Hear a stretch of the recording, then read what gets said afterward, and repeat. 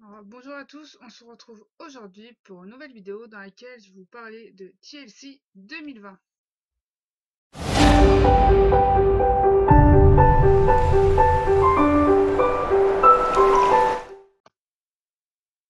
Mais alors, donc TLC 2020 a eu lieu le dimanche 20 novembre.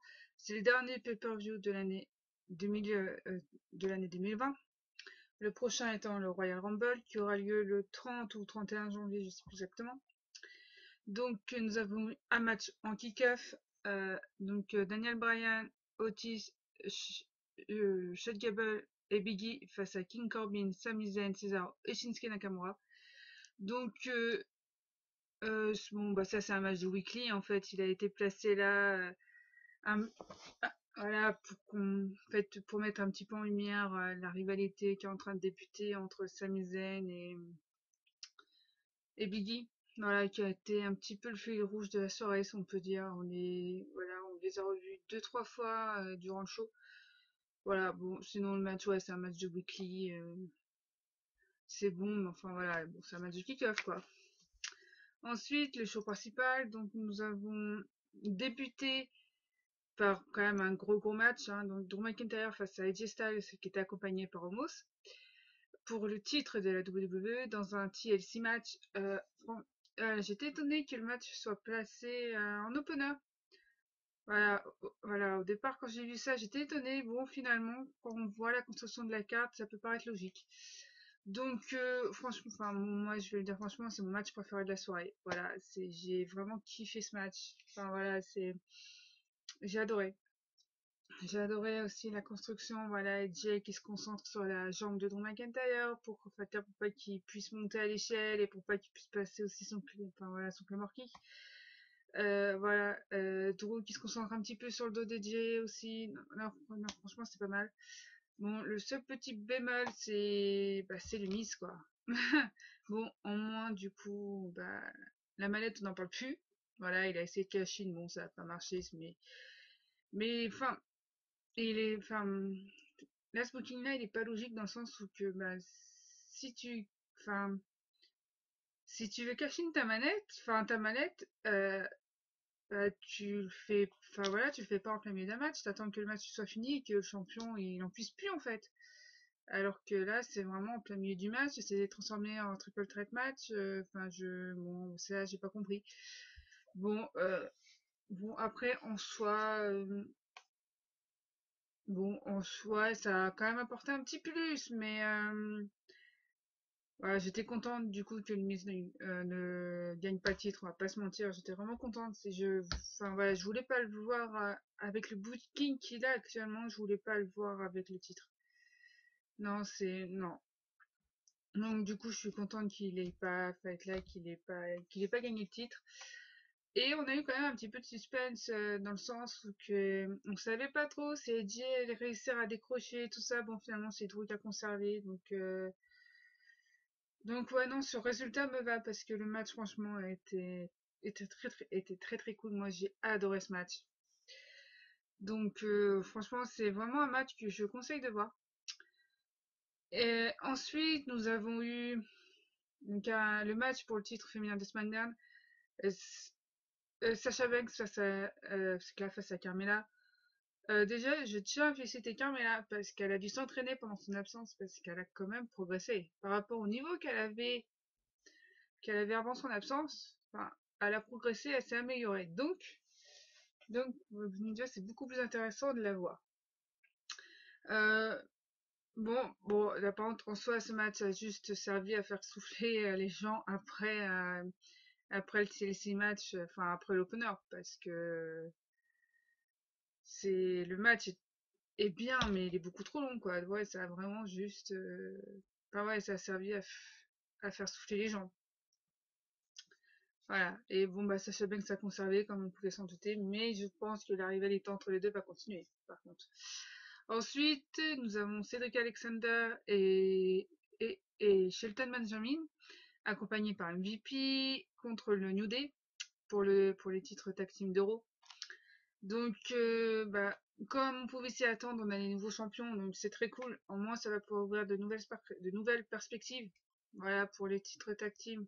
Donc ça va être sympa parce que bon, le New Day, moi j'adore voir, enfin, bon, j'adore le New Day, même si avec Biggie, c'est, enfin voilà, bah, forcément c'est différent. Mais voilà, là avec le Hurt Business, ça va apporter quelque chose de, enfin, ça va être intéressant de voir ce que ça va donner après et surtout que voilà, le comportement de Cédric Alexander, pas, fait là, pas forcément durant le match, mais avant, voilà, le comportement qu'il avait avec Shelton Benjamin, tout ça, c'est, ouais, je pense que ça peut vraiment euh, apporter quelque chose de bien pour le titre, donc à voir.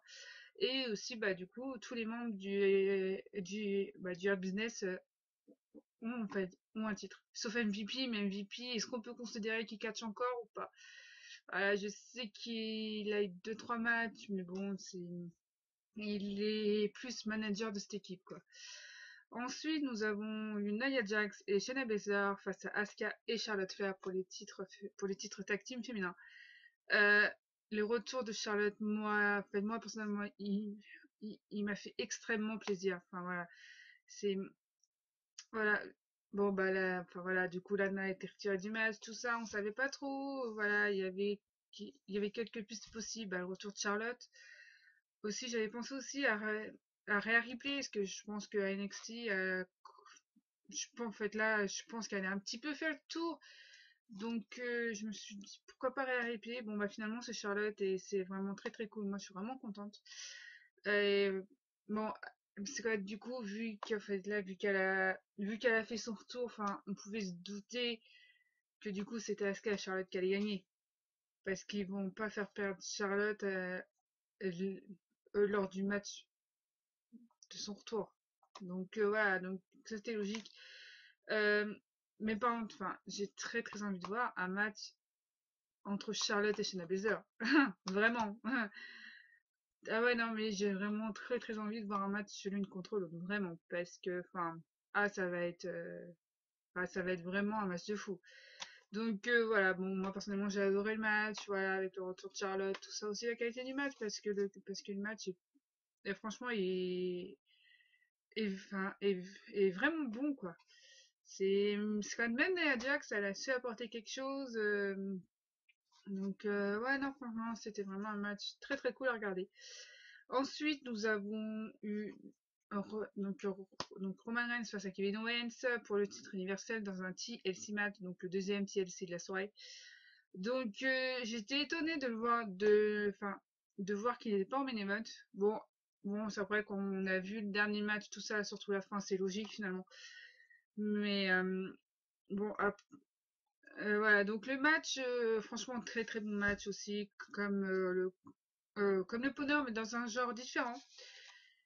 Et mais bon, voilà, comme je dis, c'est vraiment l'opener, mon match préféré de la soirée. Pourtant, enfin voilà, c'est pas forcément le meilleur match de la soirée, même si je pense qu'il fait partie des matchs, enfin des meilleurs matchs de la soirée.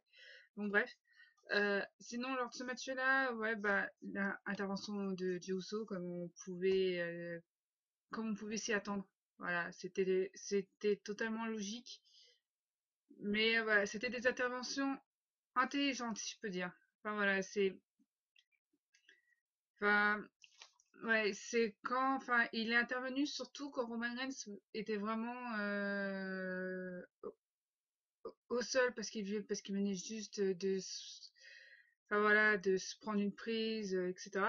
Et Fight là du coup, bah ouais, bah la Dioso pour Fight là pour laisser le temps à Roman Reigns de revenir, voilà, enfin voilà, il attaquait Kevin Owens, mais voilà, c'est que là, sinon quand Roman Reigns était debout, bah Dioso on le voyait pas. Donc c'était plutôt intéressant. Euh, ouais, bah c'était un très bon match. Enfin voilà, et je le répète, je l'ai déjà dit plusieurs fois dans d'autres vidéos, mais Roman Reigns en heel, il est incroyable.